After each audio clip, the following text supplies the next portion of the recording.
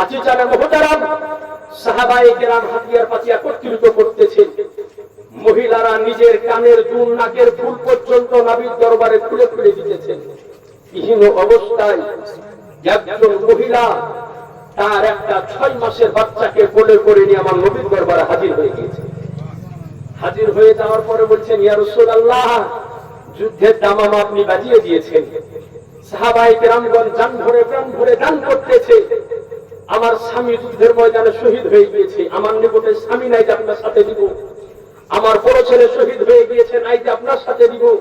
ইয়া রাসূলুল্লাহ, আমার জান প্রাণ কিছুই মানতেছে না। তো এই যে আমার 6 মাসের বাচ্চাটা আছে, এটাকে আপনি যুদ্ধের ময়দানে নিয়ে যান। জোরে বলেন না, বলে এটাকে যুদ্ধের ময়দানে নিয়ে যান। নবী আমার বললেন যে মা, এই 6 মাসের বাচ্চা যে যুদ্ধের ময়দানে যাওয়ার পরে তলোয়ার চালাতে পারবে না, নেজা চালাতে পারবে না, ঘোড়া চালাতে পারবে না, এই 6 মাসের বাচ্চাকে নিয়ে গিয়ে কি করব? ওই মহিলার নবীর প্রতি ইশক মোহব্বত ভালোবাসা দেখুন। বলতেছেন, ইয়া রাসূলুল্লাহ, আমি ভালো করে জানি যে আমার এই 6 মাসের বাচ্চা যুদ্ধের ময়দানে তলোয়ার উঠাতে পারবে না, তীর চালাতে পারবে না, ভালা চালাতে পারবে না, ঘোড়ার লাগাম ধরতে পারবে না, কিন্তু আমার মন প্রাণ দিল কিছুই মানতেছে না। ইয়া রাসূলুল্লাহ, আপনাকে বলতেছি আমার বাচ্চাটাকে নিয়ে যান। তাবুকের যুদ্ধের ময়দানে বেদিন ও বেঈমানেরা যখন আপনার সাহাবীদের উপরে তলোয়ার এবং ভালা যখন চালাবে, আমার এই 6 মাসের বাচ্চাটাকে ঢাল হিসাবে আপনি আগে বাড়িয়ে দিবেন। একটু জোরে বলবেন না? ইয়া রাসূলুল্লাহ, আমার এই 6 মাসের বাচ্চাটিকে আপনি আগে বাড়িয়ে দিবেন। আমার এই 6 মাসের বাচ্চার উপরে তলোয়ারের আঘাত পড়বে, তীরের আঘাত পড়বে, ভালা লাগবে, বর্মণ লাগবে। আমার এই বাচ্চা তাবুকের প্রান্তরে কেটে টুকরো টুকরো হয়ে যাবে, যুদ্ধের ময়দান রক্তে রঞ্জিত হবে। আর কিয়ামত পর্যন্ত সমস্ত মানুষ যে দাবার মধ্যে বলবে, আরে নবীর মহব্বতে একজন মহিলা জানতো, জানতো মাল জানতো প্রাণ নিজের 6 মাসের বাচ্চাকে কুরবান করে দিয়েছে। তাহলে বলেন, ওই মুসলমানদেরকে ভয় দেখিয়ে কোনো লাভ হবে না। আমরা এটাই বলি, এই পৃথিবীর বুকে জন্ম হয়েছে একবার, মৃত্যু হবে একবার। আমরা মুসলমান, আমরা মৃত্যুকে দেখে ভয় পাই না। আমরা এটাই বলি, এই পৃথিবীর বুকে 1000 বছর আজকে বিড়ালের মতো লেজ গুটিয়ে বাঁচতে চাই না, বাঁচতে চাই। ওটা বিড়ালের মতো লেজ গুটিয়ে নাই, সিংহের মতো গর্জন দিয়ে বাঁচতে চাই। কারণ আমরা কোন ঘরানার মানুষ, আমরা কাদের উত্তরসূরি, আজকে ভালো করে শ্রবণ করুন। নবী আমার 7ম হিজরিতে একটা যুদ্ধ করেছেন। বিরক্ত হচ্ছেন না তো আপনারা? 7ম হিজরিতে নবী আমার একটা যুদ্ধ করেছিলেন। যুদ্ধটার নাম হচ্ছে জঙ্গে খাইবার, খাইবারের যুদ্ধ। এই যুদ্ধ হয়েছিল ইহুদিদের সাথে। আজ এই যে ফিলিস্তিনে যুদ্ধ চলতেছে ইসরায়েলের সঙ্গে, মসজিদ আকসাকে কেন্দ্র করে, পেপার পত্রিকাতে দেখছেন না আপনারা? দেখতেছেন, মোবাইলের মাধ্যমে দেখতেছেন যে ফিলিস্তিনবাসীদেরকে আজকে নির্মম ভাবে দিনের পর দিন হত্যা করতেছে ইসরায়েল বাহিনী। এই ইসরায়েল হচ্ছে সম্পূর্ণ ইহুদি। মুসলমানদের সবচাইতে বড় শত্রু হচ্ছে ইহুদি জাতি। জি, সবচাইতে বড় শত্রু এরা হলো ইহুদি জাতি। এই ইহুদি জাতির সাথে যুদ্ধ চলতেছে ফিলিস্তিনের বুকে, মসজিদে আকসাকে কেন্দ্র করে। কিন্তু জেনে রাখতে হবে যে ফিলিস্তিনবাসীদের ঈমানের জোর কিন্তু আছে। ওরা নিজের সন্তানের মৃত্যু দেহকে কাঁধে নেওয়ার পর ইসরায়েলি বাহিনীর সঙ্গে মোকাবিলা করতেছে মুসলমান।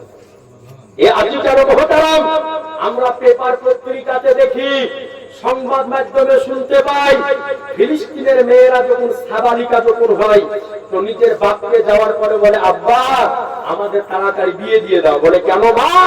বলে, কারণ হলো এটাই যে আমাদের যত তাড়াতাড়ি বিবাহ দিবে, তত তাড়াতাড়ি আমরা পেটে সন্তান ধারণ করতে পারবো। আর আমাদের এই সন্তানকে এক একটা যোদ্ধা তৈরি করব। এই মসজিদ আকসার জন্য আজকে এই বাতিল ইসরায়েলিদের সাথে যুদ্ধ করতে করতে তারা শাহাদাত বরণ করবে, আর আমরা শহীদের মায়ে পরিণত হব। একটু জোর করে বলেন না? এ আজিজার মুহতারাম, এই জঙ্গে খাইবার অনুষ্ঠিত হয়েছিল। জঙ্গে খাইবার হয়েছিল ইহুদিদের সঙ্গে 7ম হিজরিতে। কি নিয়ে? খাইবারের প্রান্তরে 8টা বড় বড় কেল্লা ছিল, দুর্গ ছিল। এই দুর্গকে দখল করাকে কেন্দ্র করে পরপর 2 দিন যুদ্ধ চলল। দুর্গ কিন্তু দখল হলো না, যুদ্ধের ফলাফল ঘোষণা হলো না। দ্বিতীয় দিন সাহাবীগণ নবীর নিকটে বলতেছেন, ইয়া রাসূলুল্লাহ, 2 দিন যুদ্ধ চালালাম, যুদ্ধের জয়লাভ কিন্তু আসলো না, কি করা যায়? তো নবী আমার বললেন যে তোমরা চিন্তা করিও না, আগামীকাল সকাল বেলাতে এমন একজনের হাতে আমি ইসলামের ঝান্ডাটা ধরিয়ে দিব, যে ব্যক্তিকে আল্লাহ আল্লাহর রাসূল ভালোবাসে আর ওই ব্যক্তিও আল্লাহ আল্লাহর রাসূলকে ভালোবাসে, তার হাত দিয়ে এই খাইবারের যুদ্ধ আল্লাহ তোমাদের দিকে জয়লাভ দান করে দিবে। কিন্তু কার হাতে দিবে নবী কিন্তু এই কথা বললেন না। সাহাবীদের চোখের ঘুম হারাম হয়ে গেল। চিন্তা করছেন নবী না জানি সকাল বেলাতে কার হাতে দিবে। যেমন ধরেন যে আপনাদের এই জিসমাত তোলা, আপনাদের এলাকার বিধায়ক যিনি আছেন বা মেম্বার যিনি আছেন, প্রধান যিনি আছেন, আসার পরে যদি বলে যে জিসমাত তোলার একজন লোকের নামে অ্যাকাউন্টে 2 কোটি টাকা এসেছে, কিন্তু কার নামে এসেছে আমি নাম বলবো না, গায়ের লোকের ঘুম হবে। রাত্রের বেলাতে বাড়ি আড়িয়ে তাহাজ্জুদের নামাজ পড়ে দোয়া করবে, আল্লাহ সকালে যেন আমার নামটা বাড়াইছে, নাকি বলছেন? হ্যাঁ, যে আল্লাহ সকালে যেন আমার নামটা বাড়ায়। নামাজ কোনদিন না পড়লে ওই দিন পড়বে, দেখবেন যে ওই দিন মুহূর্তে ফজর আপনি জায়গা দিতে পারবেন না। তো সাহাবায়ে কেরাম বলেন যে আমাদের চোখের ঘুম হারাম হয়ে গেল। হযরত ওমর ফারুক বলেন যে আমি জীবনে অনেক রাত পার করেছি, কিন্তু এত বড় রাত আমি পার করিনি, ঘুমই আসে না। যে শুধু চিন্তা করছি যে সকালবেলা তো নবী কার হাতে ঝান্ডাটা দিবে। বলে ফজরের নামাজ হলো, সাহাবায়ে কিরাম সারিবদ্ধভাবে দাঁড়িয়ে আছেন। নবী আমার বললেন, আইনা আলী ইবনে আবি তালিব। সুবহানাল্লাহ বলেন। নবী আমার বলছেন যে আমার আলী কোথায়? একজন বললেন, ইয়া রাসূলুল্লাহ, আলীর চোখে একটু ব্যথা হয়েছে তাই বাইরে গিয়েছে। নবী আমার বললেন, আলীকে ডাকো। হযরতে আলীকে ডাকা হলো। হযরতে আলীকে বললেন, আলী কি ব্যাপার? বলেন, ইয়া রাসূলুল্লাহ, চোখটাতে একটু ব্যথা করতেছে। সঙ্গে সঙ্গে আমার আনিসে বেকাসা শক্তিতে কাউনো মাকা বেচারুকে চারা বেশারুকে সাহারা আমার রহমাতাল লিল আলামিন পয়গম্বর নিজের লাভে দেহান মুবারক থুতু মুবারক হযরতে আলীর ব্যথা কিন্তু চোখে লাগিয়ে দিলেন, তো চোখের ব্যথা ভালো হয়ে গেল। একটু জোরে বলেন না। এ আজিজার মুহতারাম, আজকে আমার আপনার থুতুকে লোকে ঘৃণা করে, করে না ভাই? লোকে ঘৃণা করে। আমার আপনার থুতু ঘৃণিত, নোংরা, আর আমার নবী মুস্তাফা থুতু মুবারকে আল্লাহ শেফা দিয়েছে। নবী থুতু মুবারকে ওষুধ ভালো হয়। আপনি চিন্তা করেন, আজ ওই রকম ব্যক্তি যার মুখে থুতু পর্যন্ত মানুষ ঘৃণা করে, ওই রকম ব্যক্তির নবীকে আমাদের মতো মানুষ করে। ধরুন আপনাদের মধ্যে এখানে অনেক ব্যক্তি আছে, বাড়িতে সুন্দর করে বিরিয়ানি রান্না করলে, রান্না করার পর আপনার বাড়ি অনেকে ডাকলেন যে অমুকের মা এদিকে এসো, তো আসলো। আসার পরে ওর সামনে এত মিনিট থুতু বার করে বিরিয়ানিতে ফেলে দিয়ে মাইকে দিলেন যে খাতরি খাবে, আপনাকে ঝাঁটা দিয়ে পিটবে। মিনসে তোর বাড়িতে আমি থুতু আগলা বিরিয়ানি খেতে এসেছি, বলবে না? যে বিবি আপনাকে জানের চাইতে ভালোবাসে, ওকে বিরিয়ানির সাথে থুতু মাখিয়ে দিলে খাবে না, ঘৃণা করবে।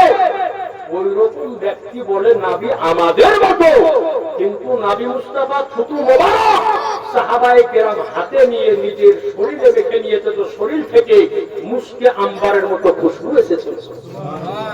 এ আজি জানো তারা আজ আপনার নিকটে আরোপ করি হযরতে আলী চোখ ভালো হয়ে গেছে।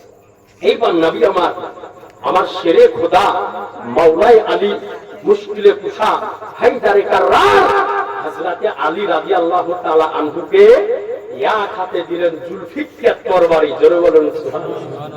আর এক হাতে দিলেন ইসলামের ঝান্ডা।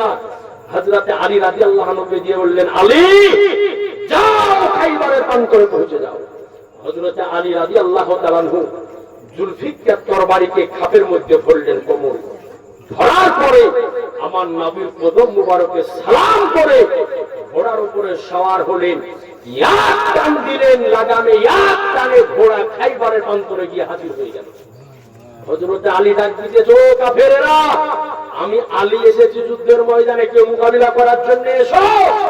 কিতাব পড়ে যে হাজার হাজার ইহুদি কাফেরদের মধ্যে কারো ক্ষমতা হয় না যে আমার আলীর মোকাবিলা দেখে যায়। জোর করে বলেন না। কারো সম্ভব হলো না যে আলীর মোকাবিলাতে যায়। শেষ পর্যন্ত কাফেরদের যে নেতৃত্ব দিতেছিল ওর নাম ছিল মুরাহাব। এই মুরাহাব একটা ঘোড়ার উপরে সওয়ার হয়ে হযরত আলীর সামনে। মুরাহাব বলে যে আলী আমাকে চিনো? বলে কে তুমি? বলে আমি হইলাম মুরাহাব। আমি মুরাহাব ওই ব্যক্তি যার মোকাবিলা করার জন্য 1000 পালোয়ান লাগে। আলী তুমি একলা এসে মোকাবিলা করছে? বলে আলী শোনো, তোমার বিবিকে ভালোবাসি, তোমার ছেলে মেয়েকে ভালোবাসি, তোমার ভয় করে না? বিবিটাকে আড়ি করার জন্য, ছেলে মেয়েগুলাকে এতিম করার জন্য আমার সামনে এসেছো? বলে যাও আলী, ফেরত চলে যাও। হযরত আলী বলে যে মুরাহাব অহংকার করিও না, আমার মা আমার নাম রেখেছে হায়দারে কাররার। একটু জোরে বলবেন না? বলে আমার মা আমার নাম রেখেছে হায়দার। হযরত আলী রাদিয়াল্লাহু তাআলা আনহু আর মুরাহাব সামনাসামনি। তো হযরত আলীকে মুরাহাব বলতেছে আলী যখন জামানাতের যুদ্ধ আরম্ভ করো। তো হযরত আলী বললেন যে দেখো মুরাহাব, আমি তো নবীকে মাননেওয়ালা, নবীর উপর কথার উপর চলনেওয়ালা। তো আমি কাউকে, আমাদের অভ্যাস নাই, নবীকে যারা মানে নবী মাননেওয়ালা আগে কাউকে আঘাত করা অভ্যাস নাই। তো তুমি আগে যুদ্ধ আরম্ভ করো। আজি জানে মুহতারাম, আপনি ইসলামের শুরু থেকে এখন পর্যন্ত দেখে আসেন মুসলমানরা কোনদিন কারো উপরে আগে কিন্তু আঘাত করেনি, এখন পর্যন্ত করে না। যত জায়গাতে মুসলমানদের উপর অত্যাচার করছে, আমি আইরে বাইরে ঘুরি, পশ্চিমবঙ্গের মোটামুটি 14-15টা ডিস্ট্রিক্ট আমি ঘুরি, আসাম ত্রিপুরা যাই, বাংলাদেশ যাই, তো বিভিন্ন জায়গাতে রিপোর্ট নিয়ে আমি দেখেছি, নিজের চোখেও দেখেছি যে মুসলমানদের উপরে একাধিক জায়গাতে আগে আক্রমণ হয়। আপনাকে রিসেন্ট ঘটনা শোনাচ্ছি। এই ঈদের পরে পূর্ব পশ্চিম মেদিনীপুরে একটা জায়গা আছে, নাম হচ্ছে তার ঘাটাল। নাম শুনেননি? ঘাটাল, যেখানকার আপনার এমপি হচ্ছে দেব চক্রবর্তী। এই আপনার ঈদের পরে আমি প্রোগ্রামে গিয়েছিলাম 14 তারিখ, ঘাটাল পশ্চিম মেদিনীপুর শীতলদা থানা। হ্যাঁ, ওখানে আমি গিয়েছিলাম। তো যাওয়ার পরে প্রোগ্রামটা আমি শেষ করলাম। শেষ করার পরে আবার তারপরে দিয়ে আবার প্রোগ্রাম ছিল দিনাজপুর। আমাকে দিনাজপুর আসতে হবে। তো রাত্রে ওদেরকে বললাম ভাই তাড়াতাড়ি আমাকে গাড়ি ধরান। তো ওরা আমাকে গাড়ি ধরানোর জন্য একটা ছেলে দিলেন, আমার সঙ্গে একটা তাল বিলিম ছিল। তো রোডের ধারে এসে দাঁড়িয়ে আছি, রাত্রি তখন 3:30 বাজছে। ওই সময় তো মানুষ উঠে বিভিন্ন কাজ করবে যায়। তো একটা বুড়িয়া ঢাপ মানুষ, একেবারে বয়স্ক মানুষ, দাড়ি জড়িত নাই, এই যে বাবাদের মুখে দাঁড়িয়ে আছে, এর মুখে কিন্তু দাড়ি নাই, হিন্দু মানুষ। তা আমরা দাঁড়িয়ে আছি, এখন ওখানে বাস ধরবো, বাস আসবে আপনার 4টার সময়, তো বাসটা ধরবো, কোনো কথা নাই, এমনি দাঁড়িয়ে আছে আমরা তিনজন। ওই ছেলেটা দাঁড়িয়ে আছে প্যান্ট শার্ট পরে, আমার গায়ে জুব্বা আছে, মাথায় টুপি আছে, আর সাথে একটা আমার তাল বিলিম আছে। তো আমাকে ওখানে দেখার পরে জোরে বলছে জয় শ্রীরাম। আমাকে দেখার পরে, জি আমাকে দেখার পরে, মানে ওটি আমাকে আঙুলি মারতেছে। আর পুরো হিন্দু এলাকা, ওখানে আমি গিয়েছিলাম সবং থানা পরে শীতলদা এলাকা। তো আজি জানা মুহতারাম, তো ওই যে ওখানে আমাকে আঙুলি মারলো, শুনিয়া রাগ হবে না? হবে না? আপনাদের আমাদের এলাকাতে অনেক গ্রাম এরকম আছে যেখানে 500 ঘর মুসলিম, 2 ঘর 5 ঘর হিন্দু আছে না ভাই? তারা নিয়মিত তাদের সমস্ত কাজ করতেছে, তারা কর্ম করতেছে। কোন মুসলমান তো জবরদস্তি তাদেরকে আল্লাহ আকবার বলাতে যায় না, যায় কোনো জায়গায়? কোন জায়গাতে নাই। কিন্তু এটি আমাদের উপরে আপনার অত্যাচার করা হচ্ছে, আমাদের উপরে আজকে জুলুম ও সিতম করা হচ্ছে। তো আপনি শুরু থেকে নিয়ে দেখবেন শেষ পর্যন্ত কোন জায়গাতে কিন্তু মুসলমানরা কারোর উপরে আগে আঘাত করে নাই, করে নাই, করে নাই। বরং যখন আমাদের উপরে আঘাত আসে তখন সেটা আমাদেরকে রোধ করতে হয়। সেই রোধ করতে গিয়ে যে এক ভয়ঙ্কর রূপ ধারণ করে, সেটার নাম তো কোন আপনার জাং হয়, জিহাদ হয়, কিন্তু তার পূর্বে হয় না। তো হযরত আলী রাদিয়াল্লাহু আনহু বললেন যে দেখো আমি তো নবীকে মাননেওয়ালা, আমি আগে আঘাত করবো না, তুমি আগে করো। দুজনের মধ্যে কথা চলতেছে। কথা চলতে চলতে মুরাহাব হযরতে আলীর উপরে তলোয়ার কিন্তু চালিয়ে দিয়েছে। হযরতে আলী নিজের ঢাল দ্বারাতে তলোয়ারকে রুখলেন। রুখার পরে বললেন যে মুরাহাব, তলোয়ার চালিয়ে দিয়েছো মানে অন্যায় করে ফেলেছো। এবার আমার তলোয়ারকে রুখার জন্য তুমি রেডি হও।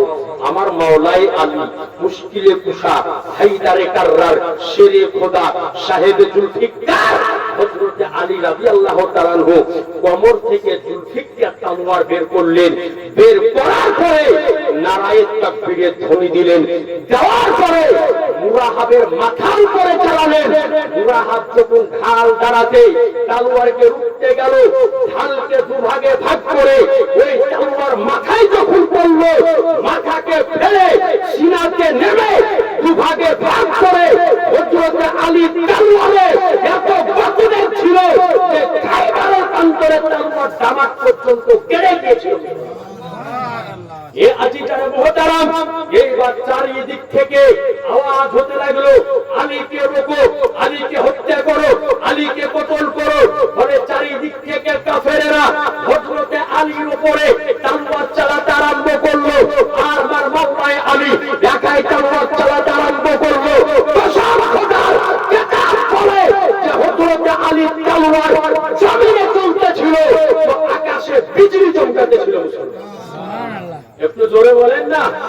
শেষ পর্যন্ত কাফেরদেরকে ফাড়তে চিরতে চিরতে যাওয়ার পরে আমার হযরতে আলী রাদিয়াল্লাহু তাআলা আনহু আজকে খাইবারের দুর্গের উপরে ইসলামের ঝান্ডাকে গেড়ে দিলেন।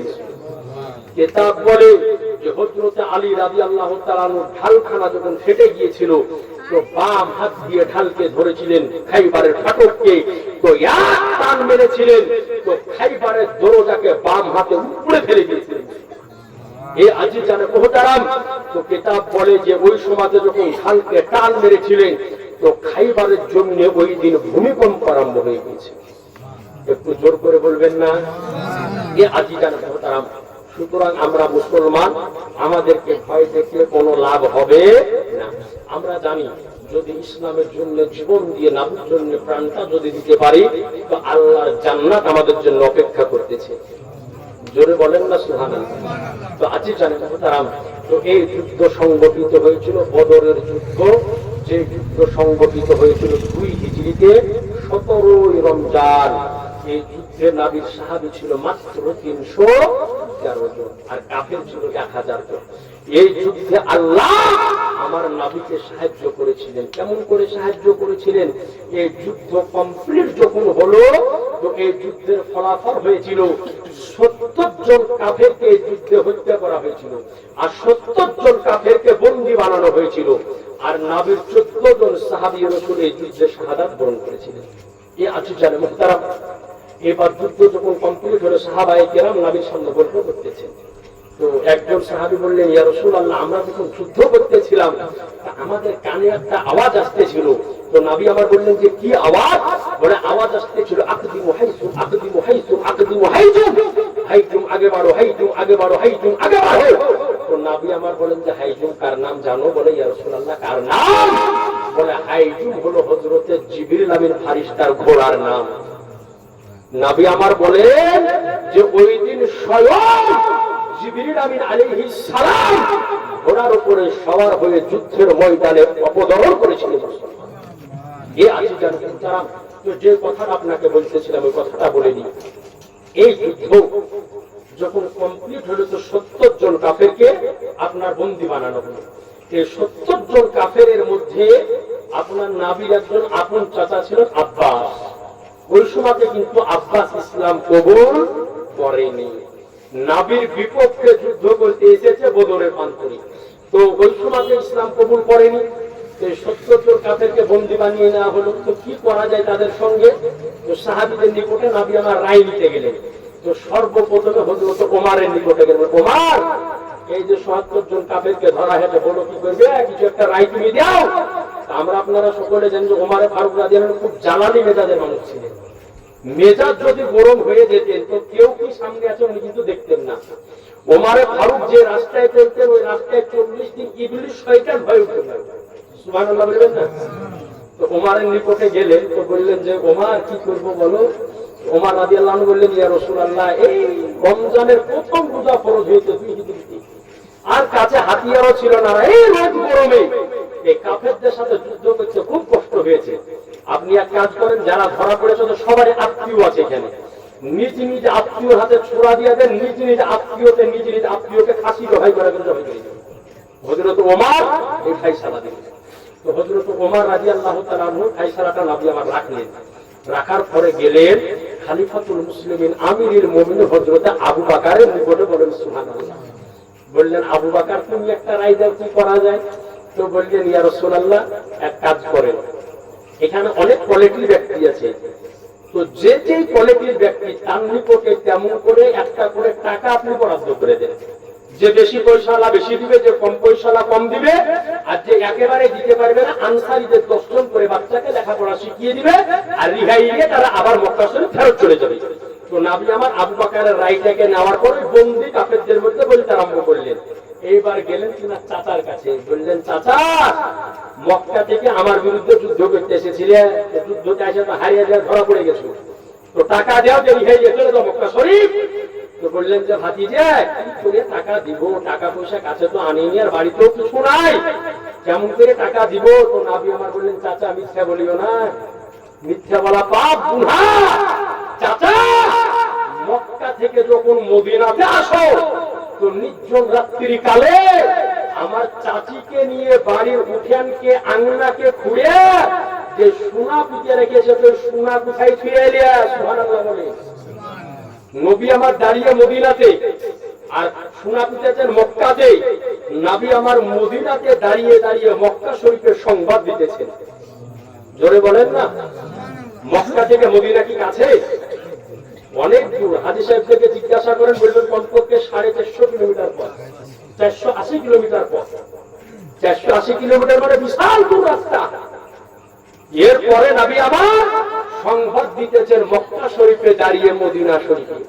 তো সঙ্গে সঙ্গে আব্বাস রাদিয়াল্লাহু তাআলা আনহু বললেন, ইয়া রাসূলুল্লাহ আমার বিশ্বাস হয়ে গেল যে আপনি হচ্ছেন আল্লাহর নবী। তার কারণ হলো যে মক্কা শরীফে নির্জন রাত্রির কালে আমি আমার বিবিকে সঙ্গে করে নিয়ে যে সোনা পুঁতে রেখে এসেছিলাম, এটা আমি আর আমার বিবি ছাড়া কেউ জানতো না।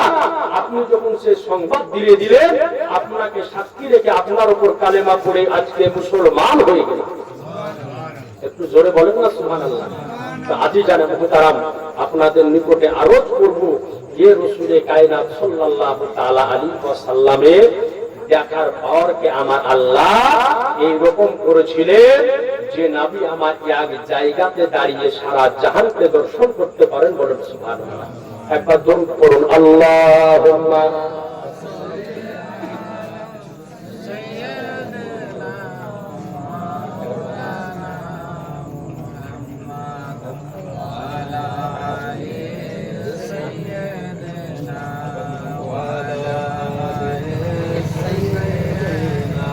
মাওলানা সাল্লাল্লাহু আলাইহি সাল্লাম। তো যাই হোক ব্রাদাররা, এ ছিল আমার নবীর চোখের পাওয়ার। তো যাই হোক আজ জানা মুহতারাম আলোচনা। হ্যাঁ আরে বাবা রে, দেখেন এই হুজুর কিন্তু মনে আছে, আমি বলছিলাম যে ওই হাদিসটা বলে ইনশাআল্লাহ শেষ করব। যে প্রথমে হাদিসটা ধরেছিলাম যে নবী আমার সাহাবীদেরকে নিয়ে হযরত আবু তালহার বাড়ি যেতেছেন, মনে আছে না? ভুলে গেছেন? মনে আছে না? ওটা করে ইনশাআল্লাহ তাআলা বক্তব্য শেষ করব। তো এইবার নবী আমার সাহাবীদেরকে নিয়ে হযরতে আবু তালহা রাদিয়াল্লাহু তাআলা আনহুর বাড়ি যেতেছেন। হযরত আনাস ইবনে মালিক বলেন যে আমি তাড়াতাড়ি এখানে আগিয়ে গেলাম। যাওয়ার পরে হযরত আবু তালহাকে বললাম যে ভাই আবু তালহা সর্বনাশ হয়ে গেছে। বলে কেন গো, কি হলো? বলে নবী তোমার রুটি তো লেয়নি, বরং সব সাহাবীদেরকে নিয়ে তোমার বাড়ি দাওয়াত খেতে এসেছে, কি করবে তাড়াতাড়ি করো।